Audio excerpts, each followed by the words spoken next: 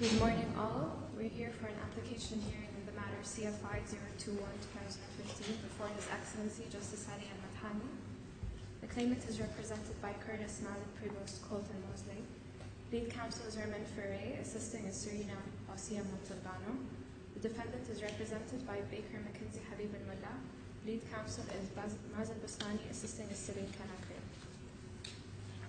Well, you have echo in the system, Yes.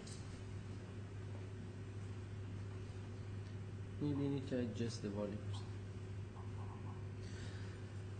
Well, good morning, everyone. Good morning. We are here today to hear the application by Theron Entertainment, and at a later stage we have to deal with the case management issue as well. So, yeah, we can start hearing from you. Thank you, Your Honor. As Your Honor may recall, we were previously before the court seeking an order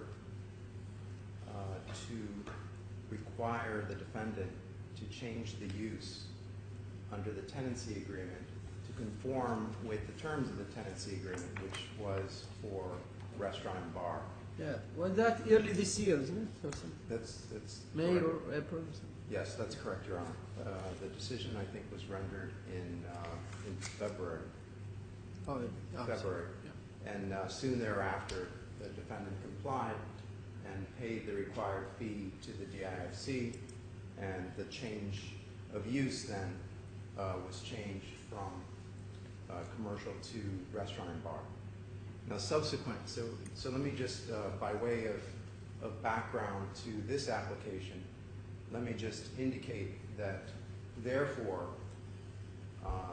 under the tenancy agreement, the period of time in which the parties anticipated that Theron would actually build out the space had actually not yet commenced, because Theron could not build out the space, get approvals for its drawings until the permitted use was restaurant and bar. In fact, the DIFC rejected several times its application for permits to do the build out. In fact, didn't give approval to the design.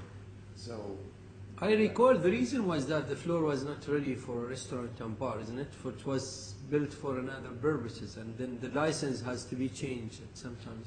That's correct. Yes. Originally, I think the building was anticipated to be commercial. I see it. Actually, I think originally the building was anticipated to be residential, and then it was changed to commercial. I see one, yeah.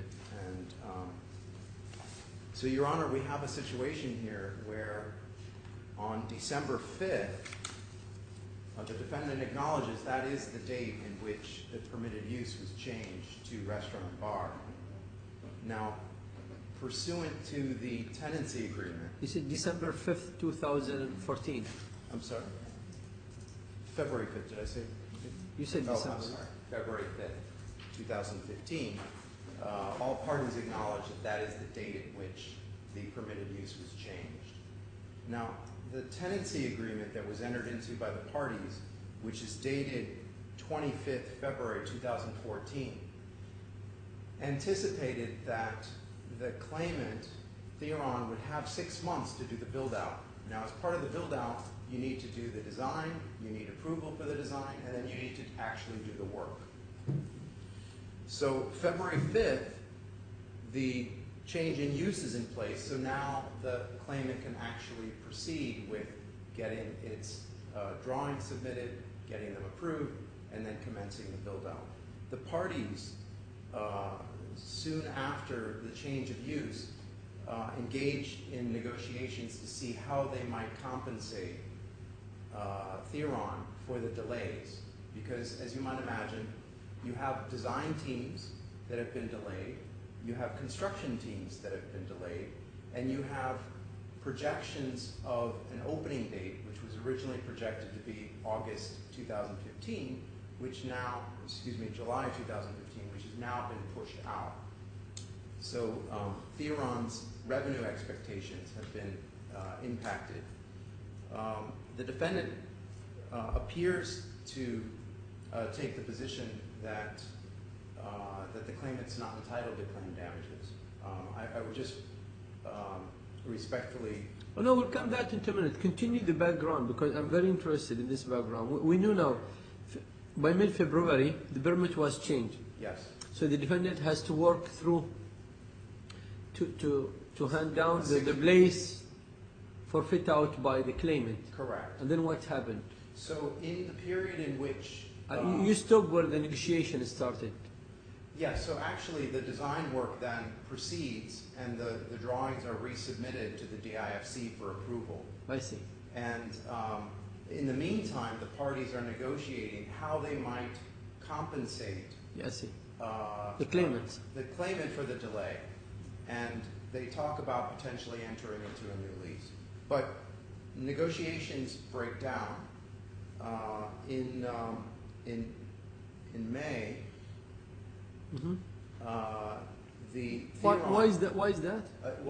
this is basically the genesis of the breakdown. Mm-hmm. Theron needs to renew its trade license, and as part of its trade license renewal, it needs to provide evidence of its lease I see. with a confirmation from the landlord. The landlord actually, so in this case defendant, refuses to sign anything. And it was really at that point that Theron realizes, okay, this is a party that we can't be in a long-term relationship with because they are basically at every turn not being cooperative. Is that because Theron was insistent that they should be compensated for the previous period, isn't it? Yes, that's true. And the defendant was refusing, so they want to start a new This is a course way of to basically negotiation. ratchet up, Yeah. apply a little bit of pressure to the claimant. I see. So when claimant breaks off the negotiations, the very same day that claimant issues the notice of termination of the lease, the defendant cashes 2 of the rent checks. Now, I just want to talk a little bit about the rent checks because Your Honor will notice that under the tenancy agreement, Yes. the claimant prepaid 6 months of rent So far. so far. So, and keep in mind that even though the claimant has prepaid 6 months of rent, the claimant has actually not been able to properly use the space, even in so much as making applications for the fit out of the space, which again was anticipated to take the first 6 months of the lease. So if Your Honor takes the 6 months that has been prepaid and starts counting the 6 months from February 5th, which is the date at which the change of use took effect, you'll see that there is no basis for the defendant to have cashed any of the checks. Up to the termination time, isn't it? Up You until the say. termination time, that's correct. But even, just to come back to the checks and this modus operandi of ratcheting up and trying to make things difficult as a negotiating tactic, because we think that it basically shows bad faith. The day that the termination notice is sent, defendant attempts to cash 2 of the checks. Now, without notifying the claimant that he was going to cash those 2 checks, the account was not funded for those checks to be cashed. Subsequently, after the claimant files the underlying complaint, the defendant commences a criminal proceeding based on the 2 bounced checks.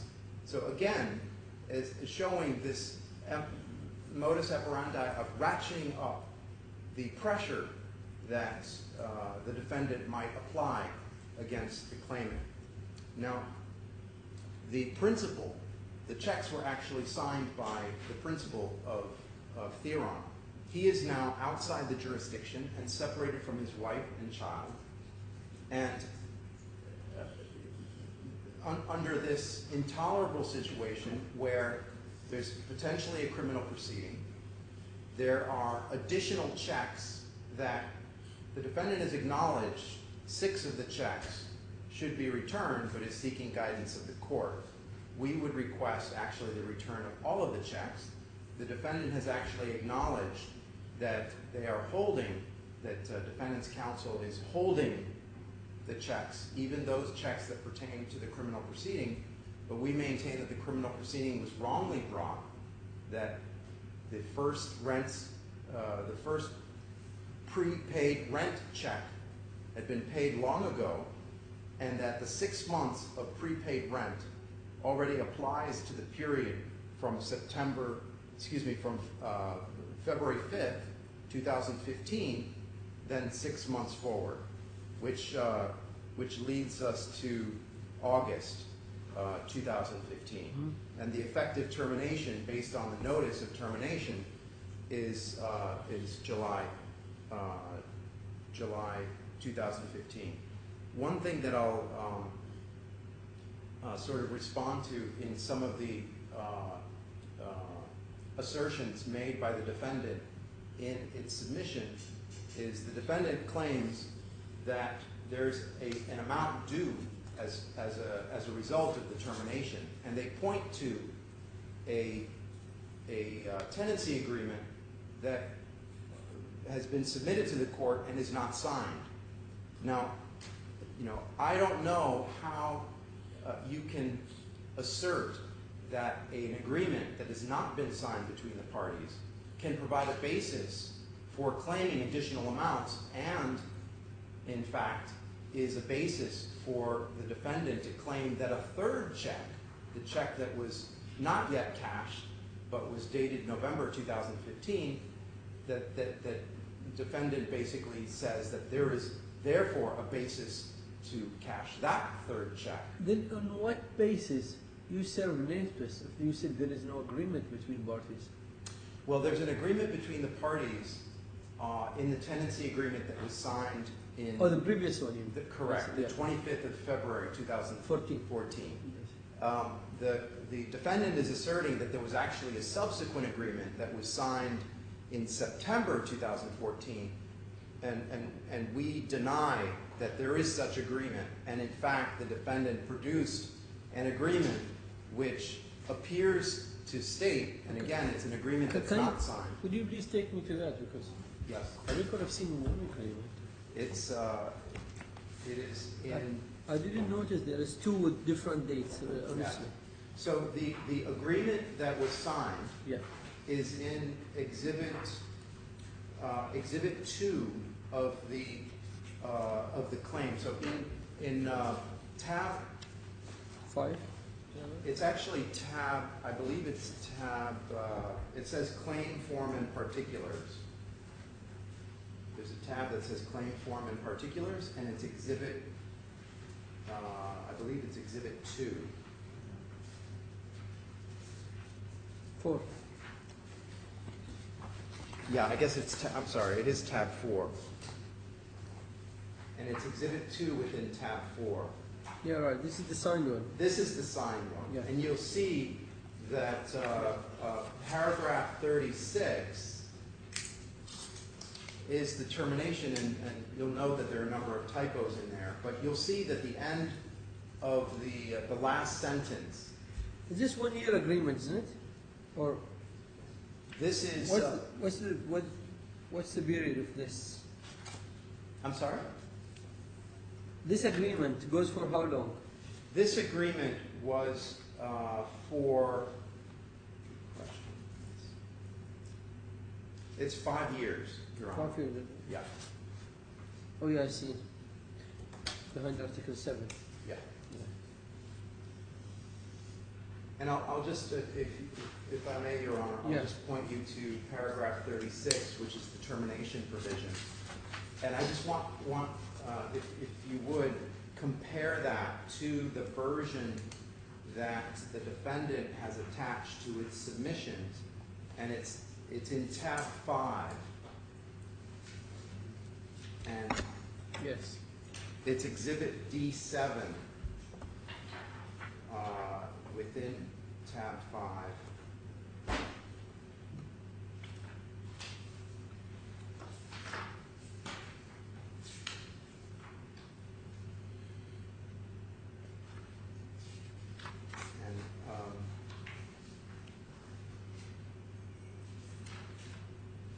Yeah, I see one contract, but I don't see if it's Okay, it's towards the... 7 or 8 or 9. Yeah, so there's a... This is the unsigned one, isn't it?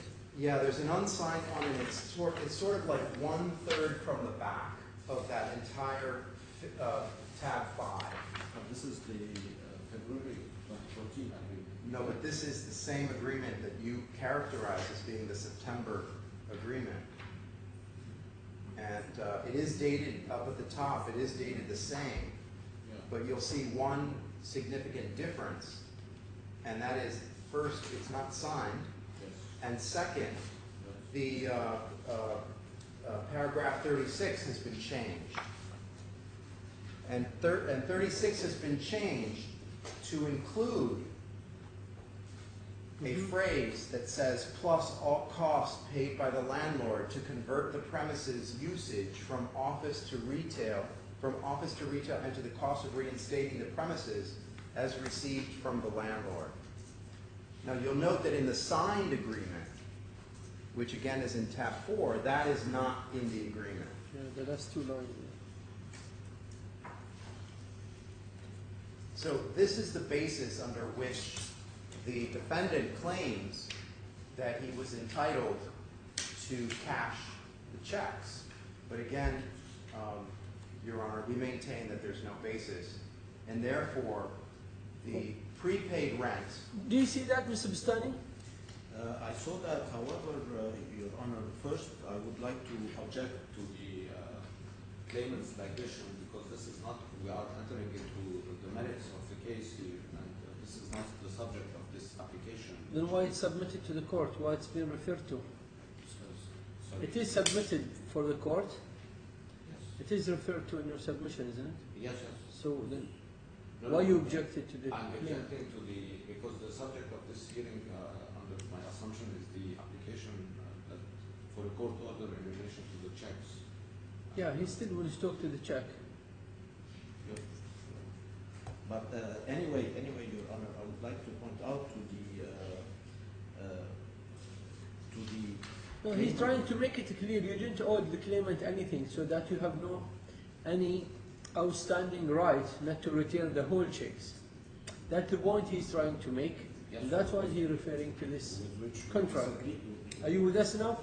Yes, I'm with you. Okay, please continue. So we maintain that although an application for the return of checks that might actually be owing would normally require that the petitioner, that the applicant, post some sort of security, we maintain that actually it would be unfair to require a security for a frivolous claim that the checks are actually due. So we believe that if you take a look at the period, the tenancy period, after the use is changed, which is what's expected under the tenancy agreement, the prepaid rent covers already the period, and therefore there's no basis to claim additional rent, and no basis therefore to require an undertaking or a posting of money for the checks that the defendant has wrongfully attempted to cash. Yeah, I see one. Go on. Now, I mentioned a little bit before, Your Honor, that in this instance, You may sit, Mr. Bastani. I will come back to you.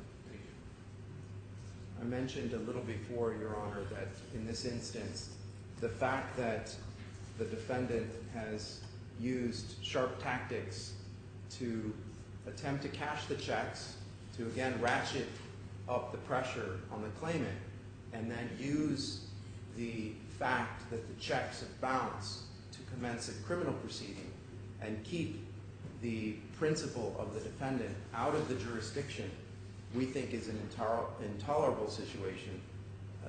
The defendant here has admitted that he has the checks, and we believe, Your Honor, that you do have the ability to order the return of all the checks. And respectfully submit that the order is proper. Yeah, I see. Let me ask you this question. Now we understand there is two criminal proceeding, or one criminal involve two checks. Yes.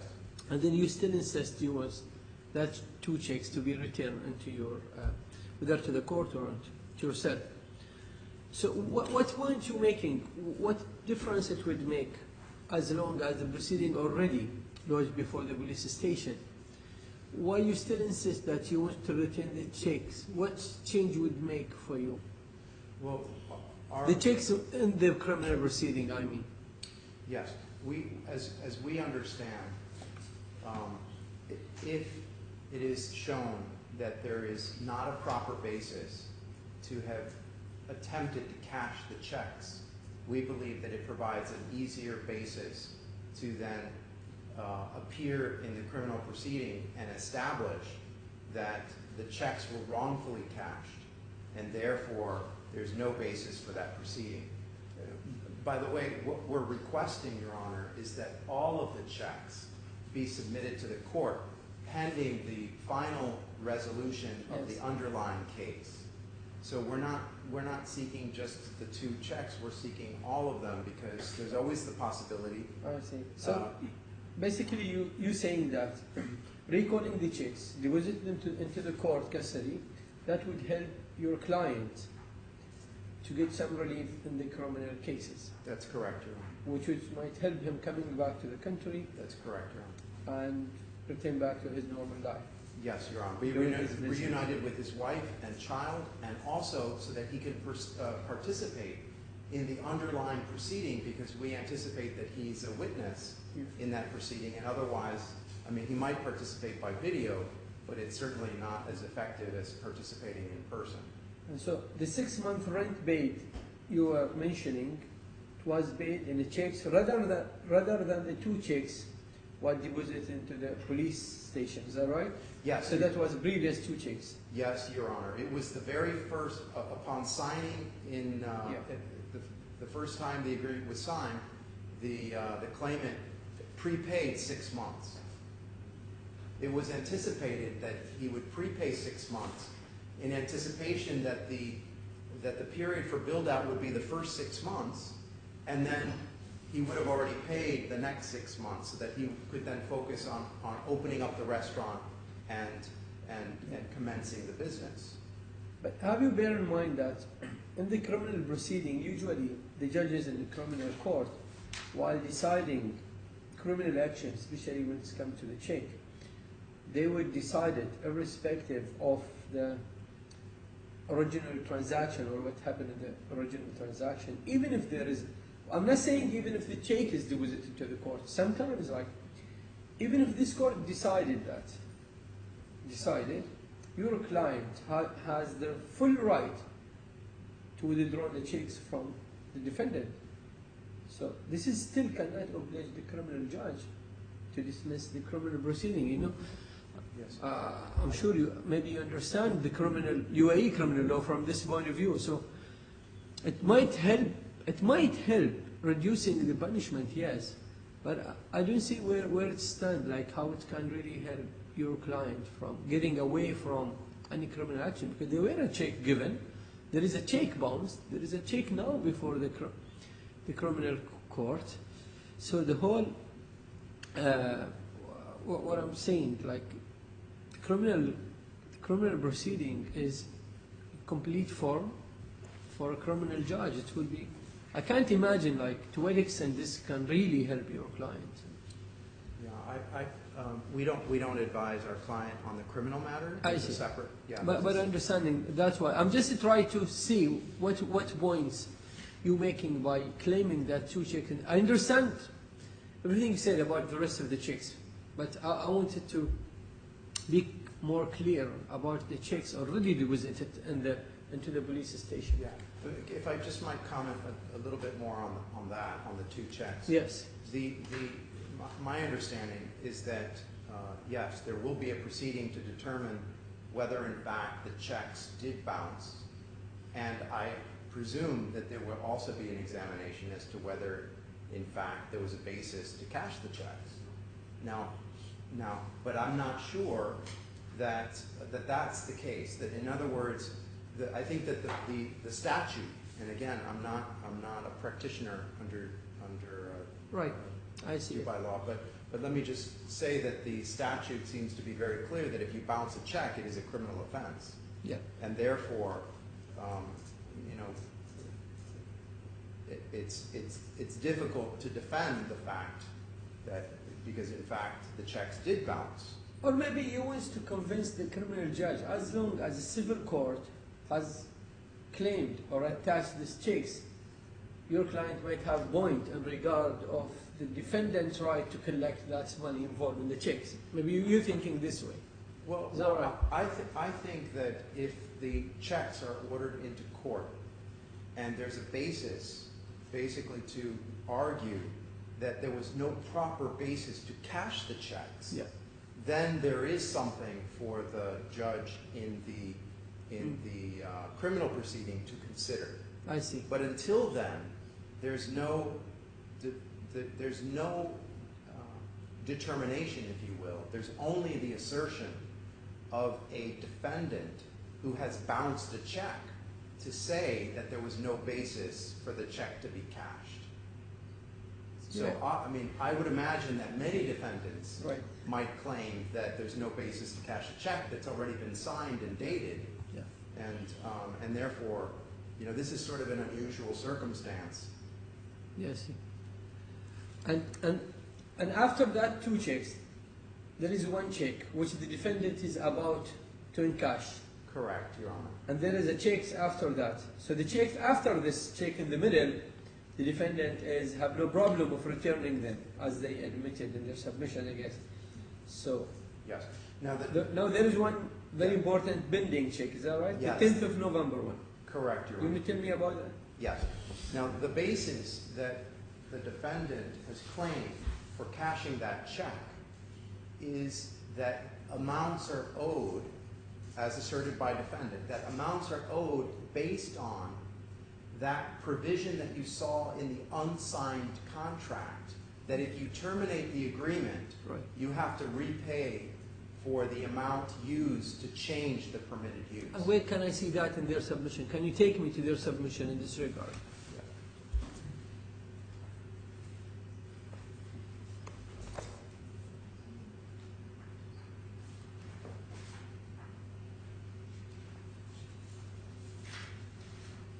It's paragraph, and this is in the statement of defense and counterclaim.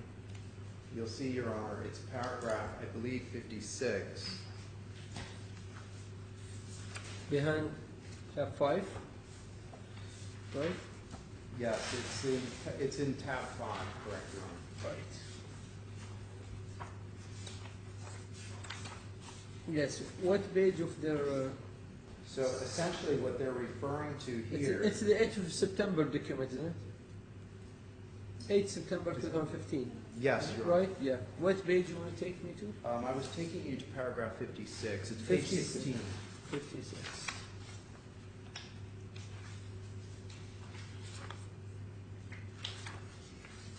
So here, the defendant is asserting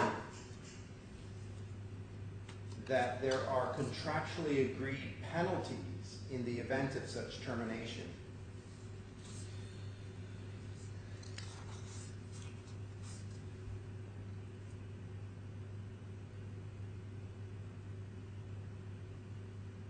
So these amounts, I see. Yeah.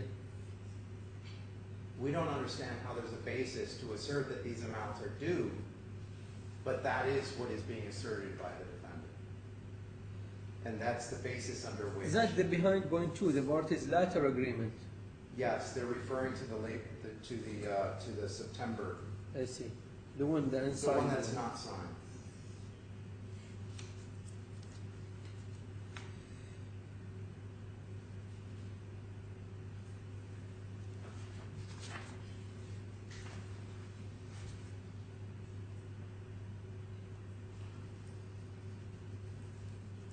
This entire, if you look as well, Yeah. Your Honor, on further in the submission by the defendant, at paragraph 62 on page 18, I see. 5, little 5, Yeah.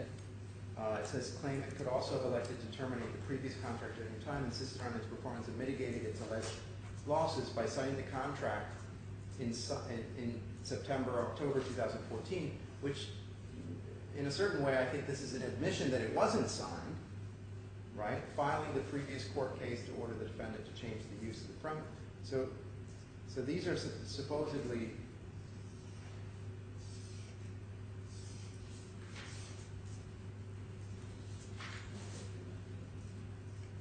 I'm sorry.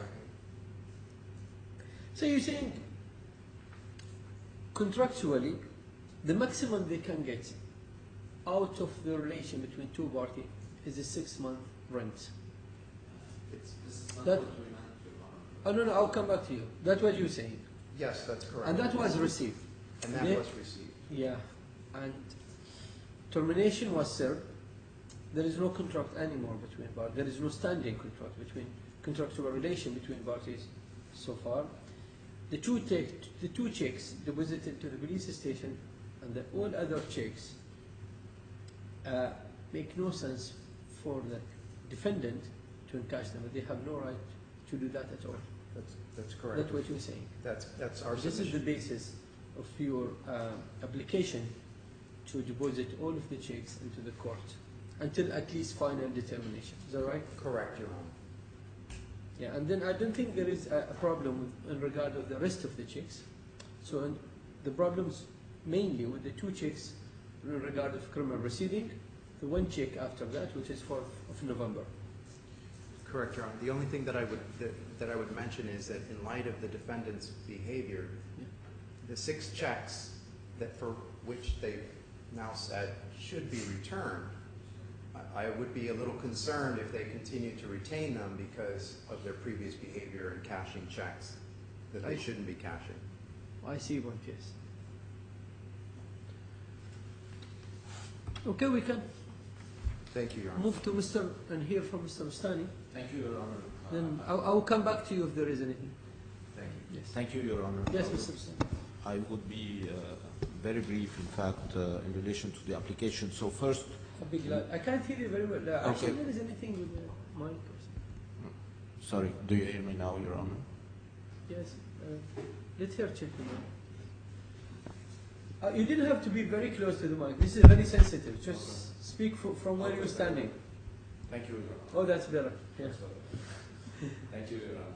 So, Your Honor, I will be very brief. Oh, forget about the mic. Look at me. Don't worry. I will be very brief, as I said. So, in relation to this specific application, first we insist on its rejection on the basis of the form because it does not comply with Rule 25.25 of the DRC Code. Yeah.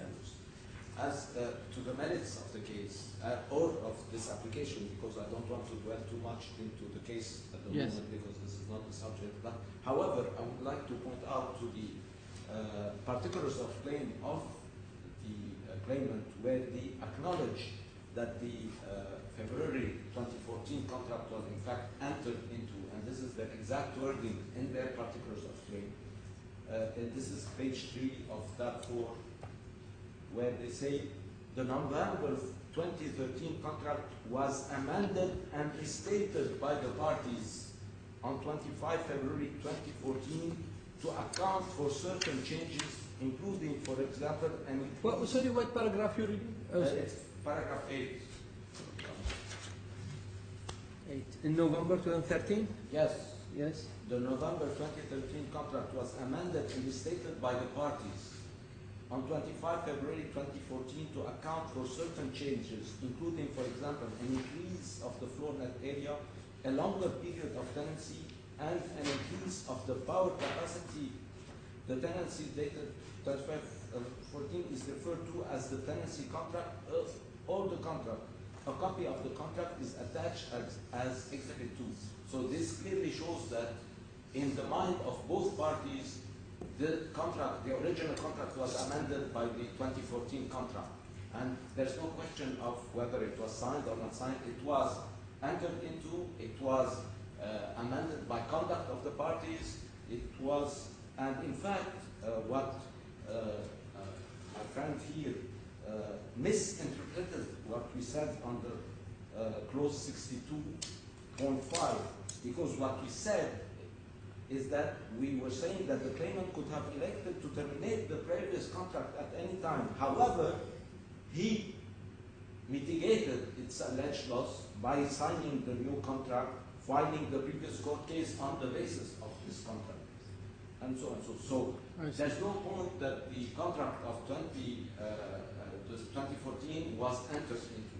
Now, to go back to the subject of this application, Your Honor, the subject of this application is the filing of a criminal court case that is pending before the public prosecution and the police. And as we know very well, the IFC courts are not allowed to enter or to look into criminal cases because they are the remit of the UAE judge. And it's true that the checks, the original checks are... Where I am UAE judge. Just absolutely, absolutely. Oh, you mean Dubai court judge? But here you are the IFC court judge, Your Honor.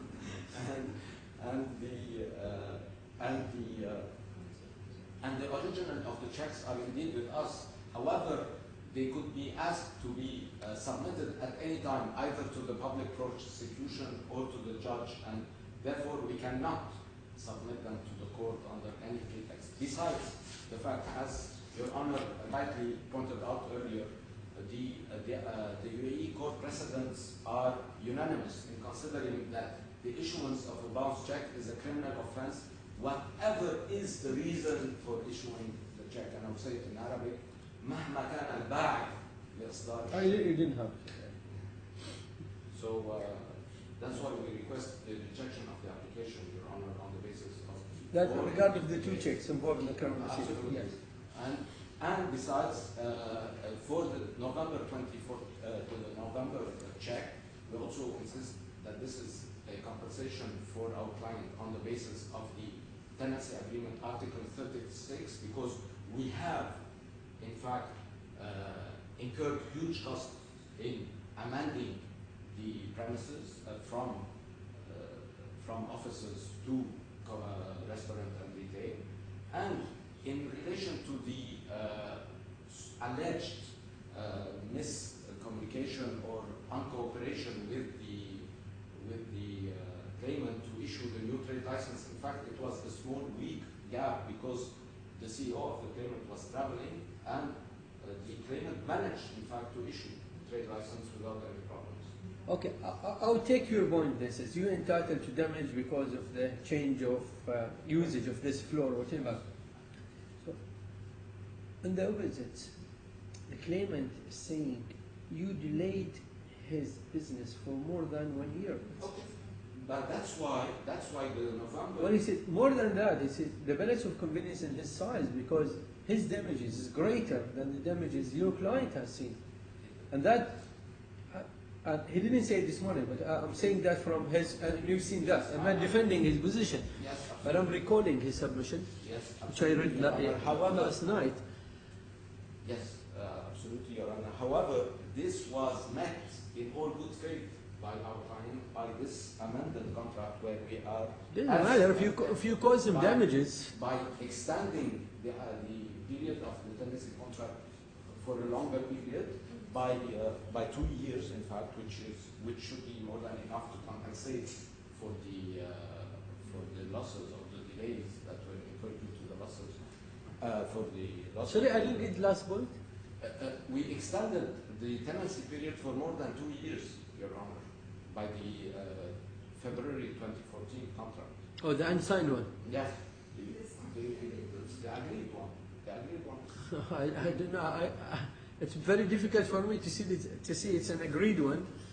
Although you showed me that the paragraph in the particular of a claim, but yes, it's an admission, Your Honor.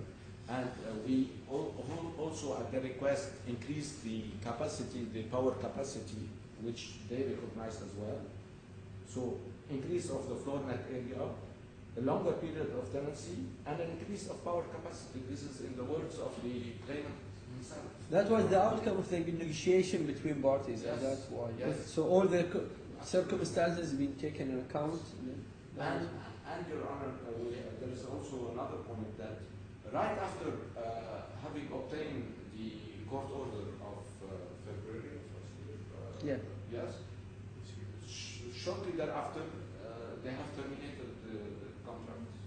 So in the midst of Wasn't it shortly? I think 5-6 months later. 5-6 months, but they were in the midst of the contract, of the period of the. What are you saying? Because he was not ready even by that time to hand over the floor. That was. No, the floor was with him, and he was So, doing, and he acknowledged that. When did they started work on the floor? Immediately. Since February? No, since the first agreement, Your Honor. And in fact, I thought they were not allowed to do anything until the license is changed. And in fact, I believe the claimant is reserving his right to claim for these works. For the cost of these works, for inspection of the premises, for the cost of these works. I see. So therefore, Your Honor, we respectfully request the rejection of the application for court order in the form and in the minutes due to the reasons I mentioned. And what you thinking you will do with the rest of the checks? We are ready to do whatever Your Honor orders. And I we see. have, in fact, it's not now that we have came and said that we are ready to deliver it to the court. We have sought the guidance of the court in our statement of defense. And you're still ready to return it to the client as well? Of So? course. I see. We have no problem with this. Yeah, Mr. Bustani says, your application is not complying with the Article 2525 of the RDC. So he mainly referred to the undertaking and security, is that right? Your Honor, if I might. What do you want to say in this regard? Thank you, Your Honor. First, Your Honor, this is one of the reasons why I wanted to sort of go into the background of the dispute to show that simply because the defendant claims that an amount is due doesn't, and in fact contravenes the agreement, doesn't mean that an amount is due. And therefore, we believe that this is a situation where even though the rules of the application say that in order to provide security for the other, for the counterparty, you would normally provide an undertaking. Now, we've established that we think we have a very good basis to show that in the underlying complaint, there is no basis to claim that those checks were due and should have been cashed. And there's also no basis to claim that the 10 November 2015 check should be right, but retained. usually even if you come to the court with good arguable case, usually you still have to sign that undertaking because the final word would be to the court, not for your client. You might still have good arguable case, at least at this stage. We're not at mini trial. I'm not going to look at the merit. Even if you still can convince me you have good arguable case. So the hearing judge might determine the other way around, you know. And that's what, this is the basis why usually the court asks for an undertaking. Because things might change. We do know, there is no production of document for now. There is no full production of evidence so far. We didn't see the witness statement so far. So what would be before the trial judge? It's completely different and more advanced than what's before me now. So that's why you would need, like, even if you have still good arguable case, maybe you still need to sign that undertaking. My question is, are you ready if the court asks you to provide undertaking? Would you be ready to sign an undertaking or to provide an undertaking? Yes, Your Honor. I believe that if you conditioned the order on an undertaking, I believe that my client would be willing to make that undertaking, so long as the checks were returned and there was then a basis, we think, to properly argue in the criminal proceeding that there was a wrongful cashing of those checks. One thing that I wanted to also go back to, Your Honor, if I might. Yeah. When the defendant was describing the agreement, yeah, and that the fact that the parties had renegotiated, I just want to clarify something, because there was indeed an original agreement that was entered into in November 2013. Now, at the time that original agreement was entered into, our client wasn't aware that the permitted use wasn't restaurant and bar. It was only after that agreement was signed that he discovered that. And therefore, the parties engaged in an effort to try and renegotiate, and in fact renegotiated the agreement to the 25th February 2014 agreement. And that did indeed extend the time of the tenancy, but this was also under the expectation that the permitted change of use was being changed as they were signing, that it would be imminent. And in fact, as Your Honor knows, it wasn't changed. And in fact, even though the tenancy agreement that we all refer to as the signed agreement, which is dated 25th February, it's the amended and restated agreement. To the 2013 one. I'm sorry? So the amended one is the 2013 agreement. Yeah, the amended one is the 25th February 2014 agreement. It amended a November 2013 agreement. Yes. Okay, and what it did was, in amending it, it extended the tenancy in order to take account for the fact that there had been delay, because my client discovered that the permitted use hadn't been changed. But there was an expectation that it would very soon, if not right as the parties were signing the 25th February 2014 agreement, that it would be changed. And in fact, the defendant didn't change. And after continuous prodding of why the permitted use was not changed, Theron, the claimant here, had to resort to the court and submitted its case before the court 25th November 2014. That's based on the February 2014 amended and restated agreement. So there is no subsequent agreement to that. So everything that the defendant has characterized as being changed to take into account of the permitted use delay is not actually the permitted use delay after February 2014. All of that delay from February 2014 until 5th of February 2015, when the actual change was made, all of that delay has not been compensated and has not been dealt with in any subsequent agreement that the parties have signed. Right. I think if I could just go back again to the requirement for the undertaking. Yes. We understand that in a normal circumstance in which there's a bona fide dispute over an amount that the parties are, that is part of the dispute of the underlying claim, we believe then that there is a basis to provide an undertaking. Now, in this instance, as we believe we've demonstrated, the permitted use was not changed until 5th February 2015. Right. The agreement anticipated 6 months of fit out, and which was a rent-free period. And in fact, so the 6-month period, which should be a rent-free period, should begin at the point at which the parties now have a space that has a permitted use of restaurant and bar.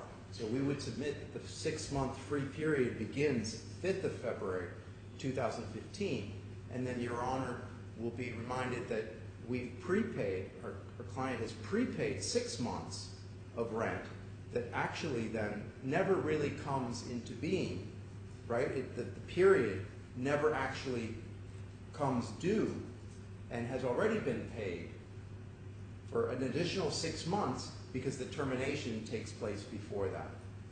The effective date of the termination is July 2015. Yeah, but can you tell me when exactly the floor was in control of your client to start the fit out? So control the property is supposed to be delivered shell and core, and there's an understanding as to what shell and core means in the context of a restaurant and bar. So there's an expectation that the space actually accommodate air conditioning, sufficient to air condition, and this is a 2.5-story space on top of the Emirates Financial Towers, the South Tower, which, as you might imagine, is going to require quite a significant amount of cooling load. There was difficulty in arriving at a space that actually was appropriate for restaurant and bar to meet the requirements of the restaurant. And therefore, there was quite a bit of back and forth as to whether the space was actually properly delivered. And there were actually efforts by our client to speed things along because they wanted to be able to submit the drawings, have all of the requirements for electrical capacity, air conditioning capacity, plumbing capacity for a very high-end restaurant at the top of this building.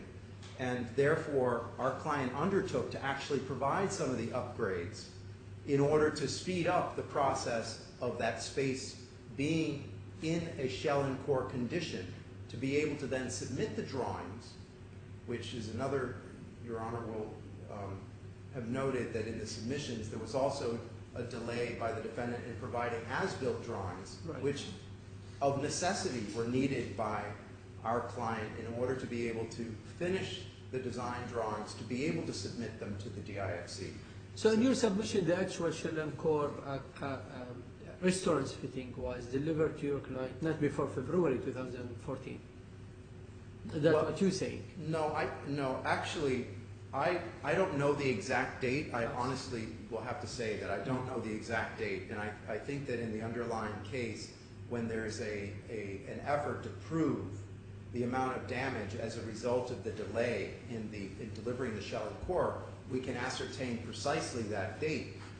But I mean, I can definitely tell you that our client was in the space to try and upgrade the space so that it would meet a shell and core standard for a restaurant and bar, so that the restaurant and bar contractor could come in and actually implement the design that was envisioned for the restaurant. So yes, as a good faith effort to try and speed things along, our client did undertake alterations to the space to have it meet the shell and core expectations for the restaurant and bar. Yeah, I see your point. Thank you. Anything else you want to add? No, Your Honor. Thank you. Yes, Mr. Swan, do you say anything? Or? No, just Your Honor, that in fact the 25 February 2014 agreement that now is considered as the final agreement by the claimant himself provides in Article 36 in its last sentence that in case of termination, the tenant in respect of any will pay all costs. You're referring to the signed one or the one you submitted? The 25 February 2014. Whether signed one, I don't know. There are two versions, but Article 36 provides that the tenancy that the claimant shall pay all costs paid by the landlord to convert the premise usage from office to retail, and the cost of reinstating the premises as received from the landlord. I think you're reading from your version.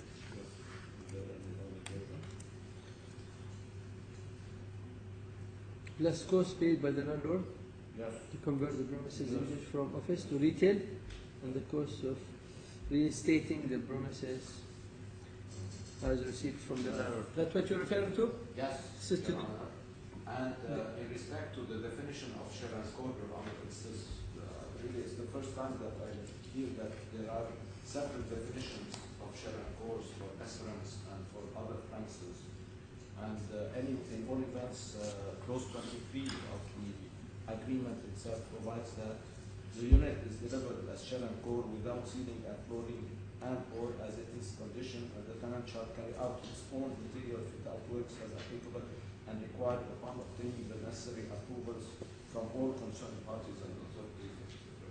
So I don't believe there are disputes as what shell and core means. Maybe according to you, he's just distributing that, but I do want to make this as a mini trial for the shell and core argument. But the fact is that it was handed over from the start. I see your point. Okay, well, I think I will break for 10 minutes. I will come back with the decision, and then we will start dealing with the case management. Is that right? Yes. Thank you. Thank you. All rise.